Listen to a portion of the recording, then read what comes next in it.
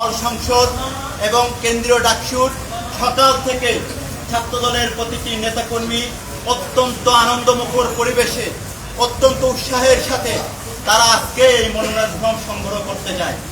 তারই ধারাবাহিকতায় আমরা দেখেছি আমাদের ফজিলাতুন্নেসা মুজিব হলের আমাদের বাংলাদেশ জাতীয়তাবাদী ছাত্র দলের কিছু শিক্ষার্থী বোন এবং সাথে কিছু সাধারণ শিক্ষার্থী বোন তারা মনোনয়ন ফর্ম সংগ্রহ করতে যায় বিকাল 3:30টার পরে 4টার আগ মুহূর্তে।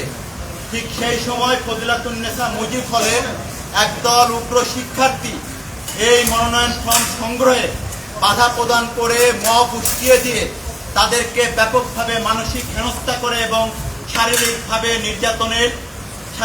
নির্যাতন করার চেষ্টা করে। আমরা সাথে সাথে এই ঘটনা ডাকসুর চিফ রিটার্নিং কর্মকর্তাকে অবহিত করি এবং ফজিলাতুন্নেসা মুজিব হলের যিনি প্রভোস্ট তাদেরকে অবগত করি, কিন্তু তারা সেই পরিস্থিতি পুরোপুরিভাবে নিয়ন্ত্রণ করতে ব্যর্থ হয়। আমাদের এই শিক্ষার্থীবৃন্দ বাধ্য হয়ে হল থেকে বের হয়ে যেতে বাধ্য হয় এবং তারা তাদের মনোনয়ন ফর্ম সংগ্রহ করতে পারেনি।